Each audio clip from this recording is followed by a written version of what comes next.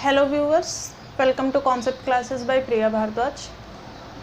Last class में हमने self inductance के बारे में पढ़ा था कि सर्किट में या कोई कॉइल है जिसमें करंट फ्लो हो रहा है और उसमें मैग्नेटिक फील्ड प्रोड्यूस जनरेट होता है, वहाँ पर प्रोड्यूस होता है। उसकी वजह से क्या होता है कि इंड्यूस करंट पैदा होता है, मतलब खुद में खुद के ही थ्रू क्या होता है, करंट प्रोड्यूस हो रहा है। वो कंडीशन क्या होती है, सेल्फ इंडक्टेंस। अब उसी की तरह जो नेक्स्ट है हमारा, वो हमारा है भाई म्यूचुअल इंडक्टेंस।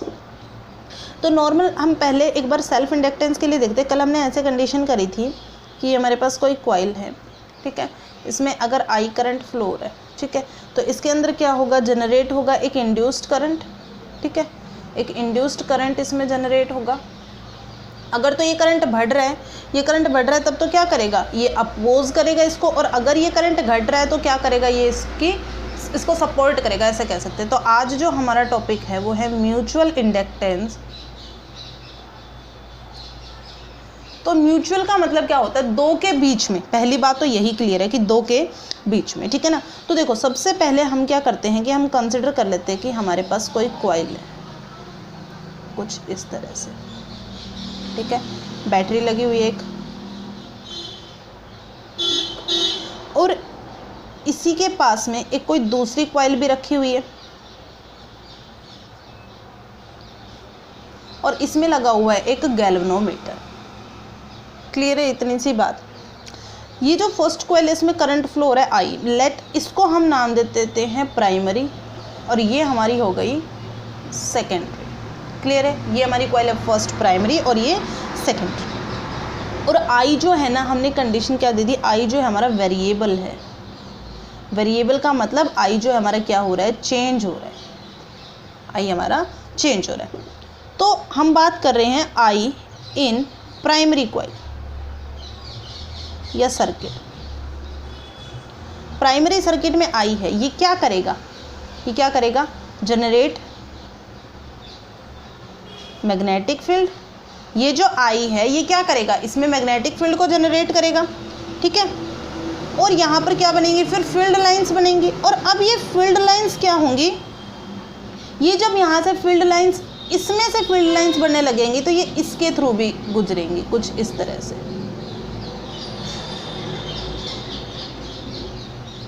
ठीक है।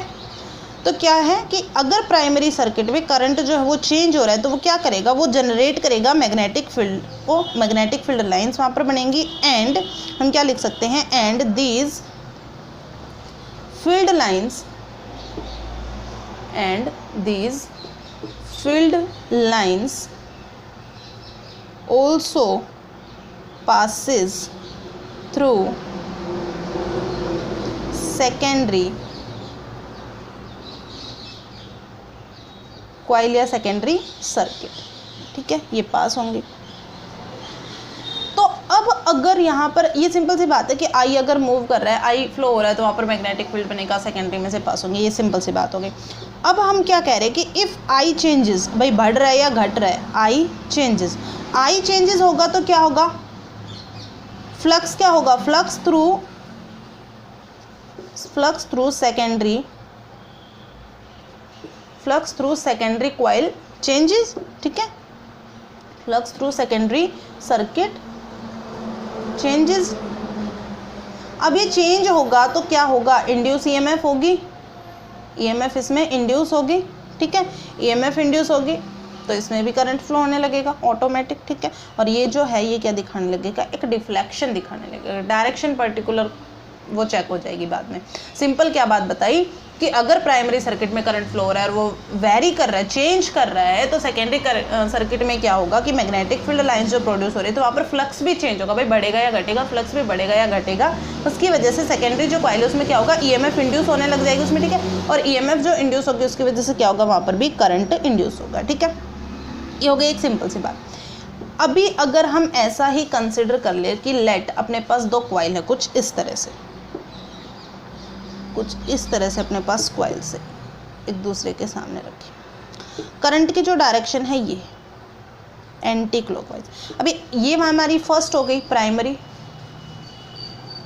और ये हमारी क्या है, सेकेंडरी। Primary and secondary. अगर हम इसमें डायरेक्शन देखें तो देखो इस तरह से, तो जो मैग्नेटिक फील्ड की डायरेक्शन ये इस तरह से, अगर आप नॉर्मल देखोगे तो इधर से ही देख लो, ये इस तरह से रिवॉल्व, तो मैग्नेटिक फील्ड की डायरेक्शन इधर होगी आपकी, तो मतलब कुछ इस तरह से आप बता सकते हैं ये डायरेक्शन होगी मैग्नेटिक फील्ड लाइंस की। तो ये सेकेंडरी में से भी आएंगे। तो यहाँ पर हम कंडीशन क्या लिख सकते हैं, ग्रेटर इज I1, इसको हमने I1 नाम दे दिया, इन प्राइमरी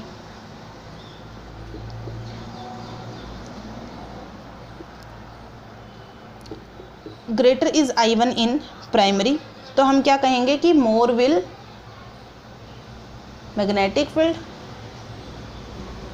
भाई जितना ज़्यादा करंट होगा उतनी ही ज़्यादा मैग्नेटिक फील्ड वहाँ पर क्रिएट होगी, ठीक है, और जितनी ज़्यादा मैग्नेटिक फील्ड होगा उतनी ही मैग्नेटिक फील्ड लाइंस होंगी, more will be field lines. अब फील्ड लाइंस जो हैं ज़्यादा होंगी तो ज़्यादा फील्ड लाइंस किस में से पास करेंगे, सेकंड में से, more will be field lines passes through secondary, या सेकंड में से पास करेंगे, ठीक है। अब सेकंड में से ज़्यादा पास करेंगे तो क्या होगा कि more will be flux through second. क्या कहा कि अगर I1 ज़्यादा है, I1 ग्रेटर है, तो ज़्यादा मैग्नेटिक फील्ड प्रोड्यूस होगा, ज़्यादा मैग्नेटिक फील्ड प्रोड्यूस होगा तो ज़्यादा मैग्नेटिक फील्ड लाइंस पासेज होंगे सेकेंडरी में से, और ज़्यादा मैग्नेटिक फील्ड लाइंस हुई तो ज़्यादा फ्लक्स बनेगा वहाँ पर। तो कहने का मतलब जो फ्लक्स है वो डायरेक्टली, फ्लक्स किस में बनेगा, सेकेंडरी कॉइल में, ध्यान दो, सेकेंडरी कॉइल में फ्लक्स बनेगा, वो किसके डायरेक्टली प्रोपोर्शनल होगा, करंट, फर्स्ट कॉइल के करंट के, ठीक है। ये एक की बात होगी। अगर हम बात कर ले टोटल की, तो टोटल जितना भी फ्लक्स चेंज हो रहा है वो करंट के इक्वल होगा, ठीक है। यहाँ पर जो ये प्रोपोर्शनलिटी कांस्टेंट हमने हटाया तो हमने क्या यूज़ कर लिया, हमने एक वर्ड यूज़ कर लिया m, और ये I1, ये जो m है हमारा, ये किसको रिप्रेजेंट कर रहा है, coefficient of mutual inductance.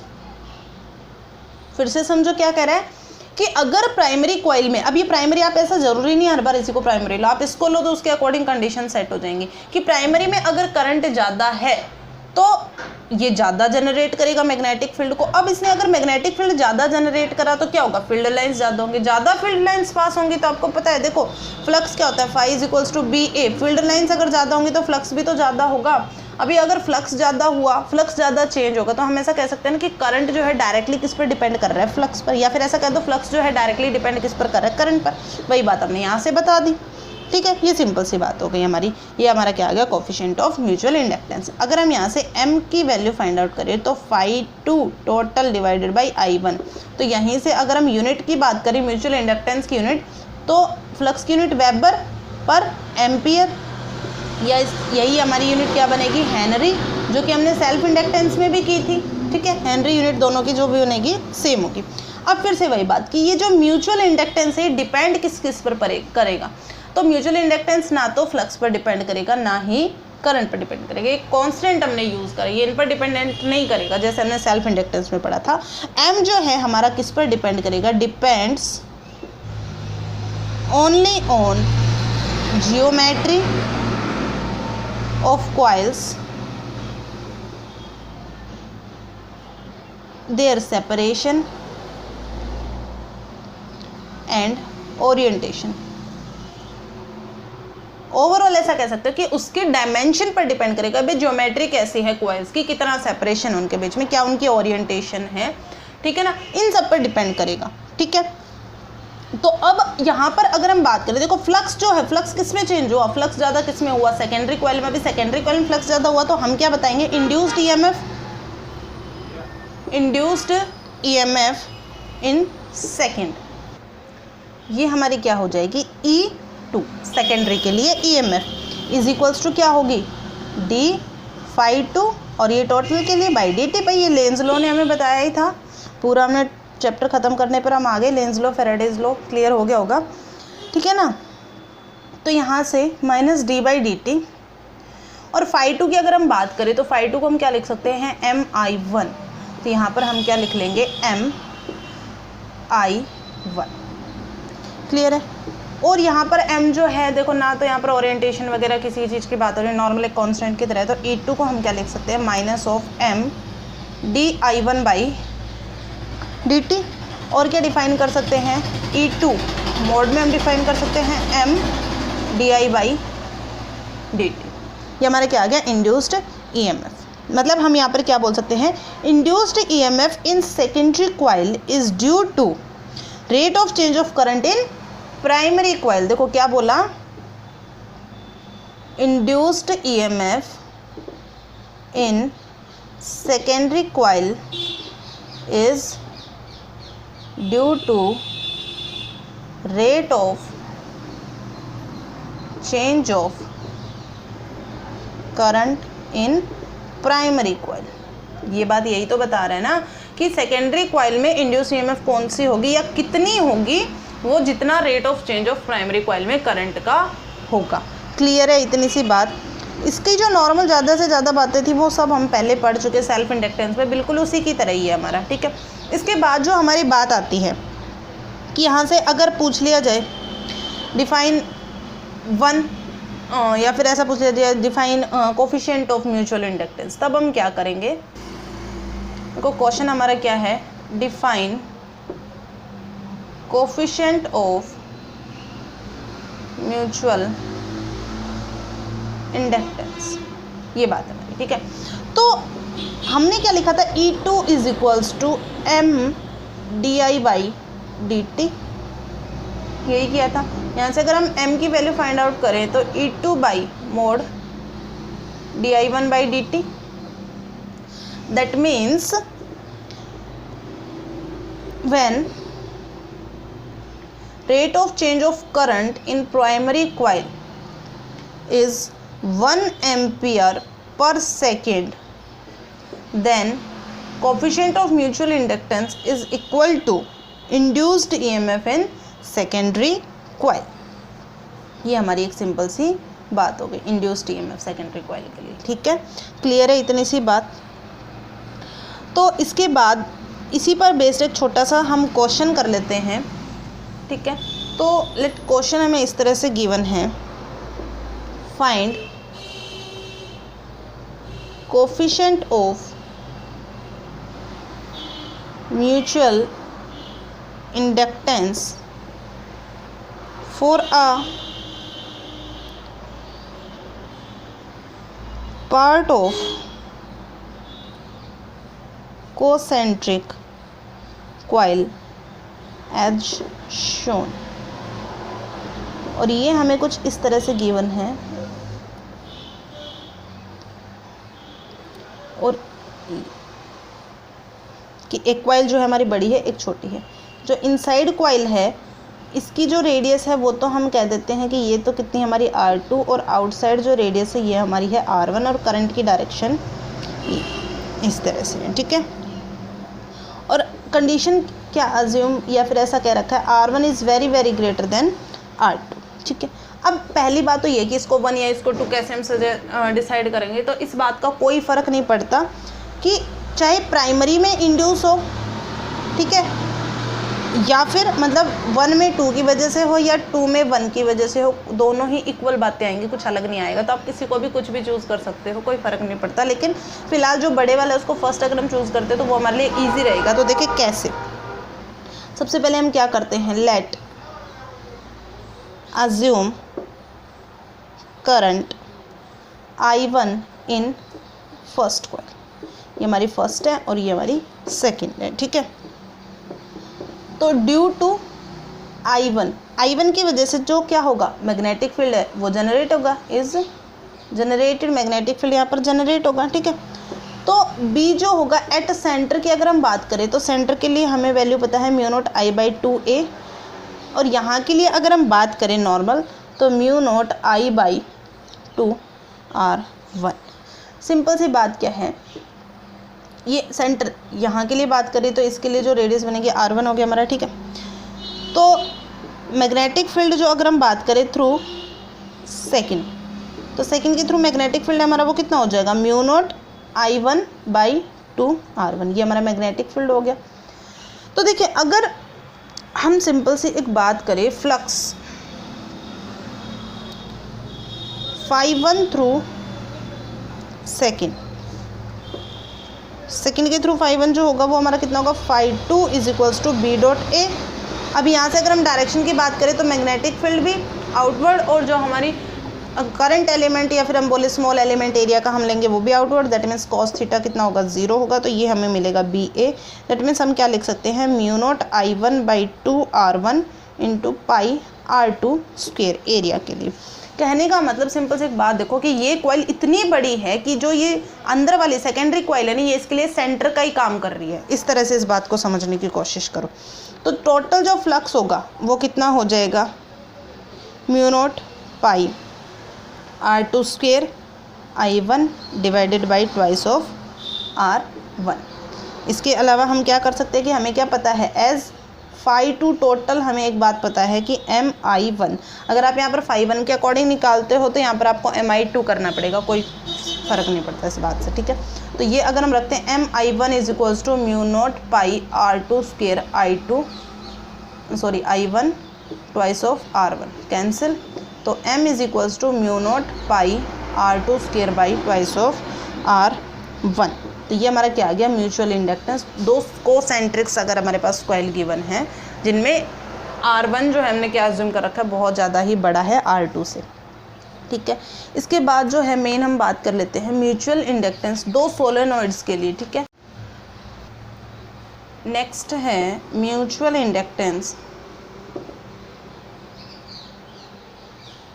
Between two coaxial solenoids. दो सोलेनॉइड्स हैं जो कोएक्सियल है, उनके बीच में हमें म्यूचुअल इंडक्टेंस बताना है कितना होगा। तो लेट सबसे पहले तो जो है कि हम इस तरह से अज्यूम करते हैं कि हमारे पास एक सोलेनॉइड इस तरह से, ठीक है, और दूसरी सोलेनॉइड जो है इसके अंदर बंधी हुई है कुछ इस तरह से, ठीक है। इसमें जो करंट फ्लो हो रहा है I1 हो रहा है, ठीक है, और इसमें जो करंट फ्लो हो रहा है I2।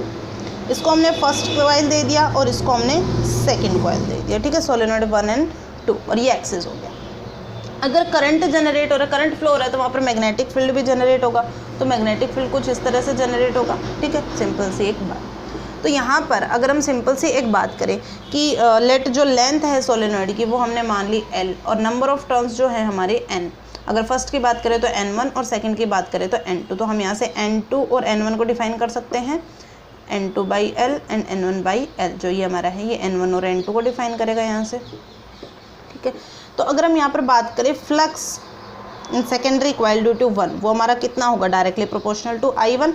तो φ21 को हम क्या लिख सकते हैं M21 I1। क्लियर है इतनी सी बात कि सेकेंडरी कॉइल में जो फ्लक्स जनरेट होगा वो किसकी वजह से होगा, फर्स्ट की वजह से। कोफिशिएंट ऑफ म्यूचुअल इंडक्टेंस जो आएगा M21 आएगा यहाँ से हमारा, इसको हमने दे दिया इक्वेशन नंबर फर्स्ट। अब अगर हम बात करें कि magnetic field due to current in solenoid S1 solenoid में करंट की वजह से जो I1 करंट उसकी वजह से जो मैग्नेटिक फील्ड है वो कितना होगा भाई, फर्स्ट में होगा B1 कितना होगा म्यू नॉट N1/L I1, और इसी चीज़ को क्या लिख सकते हैं म्यू नॉट N1 I1, ठीक है, इतनी सी बात। तो यहाँ से अगर हम बात करें फ्लक्स के लिए, फ्लक्स की अगर हम बात करें तो φ21 की अगर हम बात करेंगे तो फ्लक्स हमारा कितना लिंक्ड होगा B into cross sectional area, ठीक है, B1 इंटू A, जो कि हमारा कितना है म्यू नॉट N1 I1, और एरिया जो है वो हम कितना लिख सकते हैं, आप A भी रख सकते हो पाई R स्क्वायर भी रख सकते हो, इसको हम रखते हैं नॉर्मल A, ठीक है, mu naught N1 I1 A, ये हमारा क्या हो गया फ्लक्स हो गया। इनटू एरिया जो है वो किसका आएगा, साथ ही में क्या आएगा टोटल नंबर ऑफ टर्न्स। भाई टोटल नंबर ऑफ टर्न्स की बात होगी और वो हमारी कितनी है, total number of turns in secondary coil, तो mu naught N1 I1 A N2। तो φ21 अगर देखें तो mu naught N1 N2 I1 A, ये फॉर्म बन गई हमारी, इक्वेशन नंबर सेकंड हमने दिया, ठीक है। दो इक्वेशन हो गए, दोनों को हम कंपेयर कर दें, क्या करें कंपेयरिंग इक्वेशन 1 एंड 2, दोनों इक्वेशंस को क्या करना है, कंपेयर करना है। तो दोनों इक्वेशंस को कंपेयर करने पर हमें क्या मिलेगा, M21I1 is equals to mu naught N1N2 I1A, cancel. तो M21 जो हमें मिला म्यू नॉट N1N2A, ये हमारा क्या हो गया M21, ठीक है। सिमिलरली अगर हम बात करें M12 के लिए तो वो हमें कितना मिलेगा, म्यू नॉट N1N2A। तो यहाँ से हम क्या कह सकते हैं कि M21 इज इक्वल्स टू हमारा क्या होगा M12, कहने का मतलब म्यूचुअल इंडक्टेंस जो सेकंड कॉइल में होगा फर्स्ट की वजह से, वो म्यूचुअल इंडक्टेंस फर्स्ट में सेकंड की वजह के जो होगा उसके बराबर होगा, ठीक है। तो हम ऐसा कह दें M21 M12 is equals to M, हमने ऐसा कह दिया, ठीक है, ऐसा कंसिडर कर लिया। तो M इज इक्वल्स टू हमारा कितना हो गया, म्यू नॉट N1N2A, ठीक है, म्यू नॉट N1N2A। ये हमारा क्या आ गया, mutual inductance between two coaxial सोलेनोइड्स। देखो क्या किया, फिर से एक बार समझने की कोशिश करना कि दो सोलेनोइड्स ली जो एक दूसरे के ऊपर रैप है, कोएक्सियली हैं, अगर करंट फ्लो हो रहा है तो उसमें क्या होगा, मैग्नेटिक फील्ड जनरेट होगा। तो ये बात हम पहले भी कर चुके हैं कि अगर भाई I बढ़ेगा, अगर I बढ़ेगा तो फील्ड लाइंस बढ़ेंगी, फील्ड लाइंस बढ़ेंगी तो क्या होगा, फील्ड लाइंस बढ़ेंगी तो यहाँ पर फ्लक्स भी बढ़ेगा, फ्लक्स बढ़ेगा तो यहाँ पर क्या होगा, EMF इंड्यूस होगी, ठीक है, EMF इंड्यूस होगी तो करंट इंड्यूस होगा। तो कहने का मतलब अगर करंट बढ़ा तो फ्लक्स भी बढ़ेगा, तो दोनों डायरेक्टली प्रोपोर्शनल, ये हमने बात बता दी। सोलेनोइड में जो होता है magnetic field mu naught N1I1/L होगा, तो ये N1/L को हमने क्या डिफाइन कर दिया, N1। आप यहाँ से 2 के लिए भी डिफाइन कर सकते हो। उसके बाद अगर फ्लक्स की बात करें तो B.A into total number of turns, total number of turns की बात होगी, वो टोटल नंबर ऑफ टर्न्स हमारा कितना होगा, N2, ठीक है। फर्स्ट के अगर रिस्पेक्ट में Φ21 सेकंड की बात कर रहे हो आप, सेकंड में फर्स्ट की वजह से जो होगा तो total number of turn second की लोगे, तो यहाँ पर क्या हो गया N2, और यहाँ पर आप N2/L भी रख सकते हो, कैपिटल N2/L। यहाँ से ये हमारे पास फ्लक्स आ गया 21 का, कंपेयर कर दिया दोनों इक्वेशंस को, M21 की वैल्यू आ गई, तो यहाँ से क्या मिला, M21 is equals to M12। तो ये हमारा सिंपल सा म्यूचुअल इंडक्टेंस हो गया दो कोएक्सियल सोलेनोइड्स के बीच में। सो इसके बाद जो नेक्स्ट है हमारा कॉम्बिनेशन ऑफ इंडक्टेंस बोल दो या grouping of inductance, combination of inductance. जैसे हमने रेजिस्टेंस के लिए भी किया है, कैपेसिटेंस के लिए भी किया है, उसी तरह से मेनली कितने टाइप से होगा, 2 टाइप से, पैरेलल होगा एक तो, और एक दूसरा हमारा क्या होगा, सीरीज कॉम्बिनेशन में होगा। तो फर्स्ट जो है हम ऐसा कह देते हैं, फर्स्ट हम फाइंड कर रहे हैं इंडक्टेंस इन सीरीज। सीरीज में इंडक्टेंस कैसे होगा, तो सीरीज के लिए अगर हम बात करें तो इस तरह से जो है इंडक्टर्स ज्वाइंट होंगे, ये हमने कंसिडर कर लिया, 2 इंडक्टर्स ज्वाइंट है, करंट की डायरेक्शन कुछ इस तरह से हमने कंसिडर कर ली। इसके लिए इंडक्टेंस मान लिया L1 और ये L2, सिंपल सी बात है। सो यहाँ पर अगर हम बात करें सीरीज कॉम्बिनेशन में तो इंड्यूस्ड EMF होगी दोनों कॉइल्स में, वो सेम होगी, इंड्यूस्ड EMF जितने भी होगी, तो फ्लक्स जो लिंक होगा तो दोनों कॉइल्स का क्या होगा, सम ऑफ इंडिविजुअल फ्लक्स, ठीक है ना। ऐसा लिख सकते हैं, sum of individual flux is equals to total flux linked, ठीक है। That means phi is equals to Φ1 plus Φ2, इसके लिए Φ1 हुआ, इसके लिए Φ2, तो टोटल हमने क्या कह दिया, फाई। अभी हमें पता है कि फाई को हम क्या लिख सकते हैं, L1। अगर हम इसके अकॉर्डिंग बात करें, कह दिया I करंट फ्लो रहा है, तो यहाँ से भी I, यहाँ से भी I करंट फ्लो होगा पूरे में से, ठीक है। और जो मैं अगर हम बात करें सेल्फ इंडक्टेंस L1 है, तो L1I प्लस L2I, तो ये हमारा कितना हो गया, L1 प्लस L2I, ठीक है। तो यहाँ से हम डिफाइन कर सकते हैं कि एज, अगर हम फ्लक्स, टोटल फ्लक्स की बात करें तो LSI हमने डिफाइन कर दिया, जो LSI डिफाइन कर रहा है सीरीज कॉम्बिनेशन के लिए, ठीक है। तो यहाँ से LSI is equals to L1 plus L2I, cancel, LS is equals to हमें क्या मिला, ये हमें मिला LS is equals to L1 plus L2, series combination of inductance, ठीक है। कि इक्विवेलेंट जो इंडक्टेंस होगा वो दोनों 2 या 3 जितने भी नंबर ऑफ अगर हमें इंडक्टेंस ज्वाइंट है तो उन सब का क्या होगा, एडिशन के बराबर होगा। ये तो हमारा हो गया सीरीज कॉम्बिनेशन के लिए। दूसरी जो है हम बात कर लेते हैं inductance in parallel, inductance in parallel. Parallel combination की अगर हम बात करें तो इस तरह से ज्वाइंट होगा कुछ,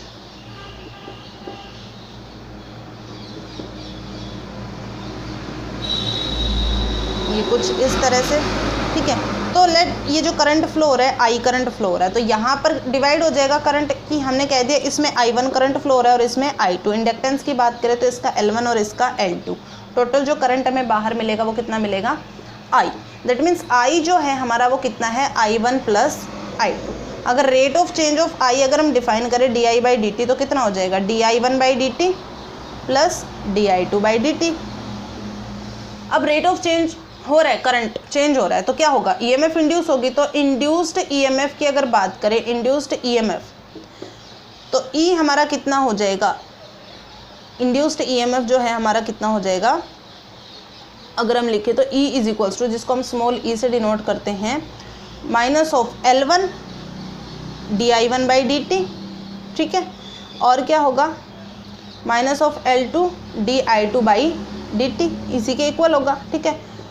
तो अगर हम लिखें di1/dt के लिए, भाई ईएमएफ तो दोनों में सेम इंड्यूस होगा, ठीक है ना, तो di1/dt के लिए अगर हम लिखें तो E/L1 माइनस ऑफ E/L1, और इसी तरह से अगर हम लिखें di2/dt के लिए तो ये हमारा कितना हो जाएगा माइनस ऑफ E/L2, ठीक है। और अगर हम इक्विवेलेंट के लिए बोले, इक्विवेलेंट जो कॉम्बिनेशन के लिए होगा वो कितना होगा di/dt, उसको हमने कह दिया कि लेट वो हमारा होगा E/LP इक्विवेलेंट के लिए, टोटल के लिए। तो ये सारी वैल्यू उठा के हमें सिर्फ इस इक्वेशन में प्लेस करनी है। तो minus of E divided by LP is equals to minus of E divided by L1 plus minus of E divided by L2। That means minus of E अगर हम कॉमन लें तो 1/L1 प्लस 1/L2, ये cancel, तो 1/LP जो है वो हमें कितना मिला 1/L1 प्लस 1/L2। ये सिंपल ग्रुपिंग हो गया। जितने भी नंबर ऑफ अगर इसमें इंडक्टेंस जुड़े हैं तो सबके रेसिप्रोकल के एडिशन के बराबर होगा, ठीक है। पैरेलल कॉम्बिनेशन, सीरीज कॉम्बिनेशन में सिंपली जितने भी इंडक्टेंस है सबके एडिशन के बराबर होगा। तो ये हमारा क्या हो गया, ग्रुपिंग ऑफ इंडक्टेंस।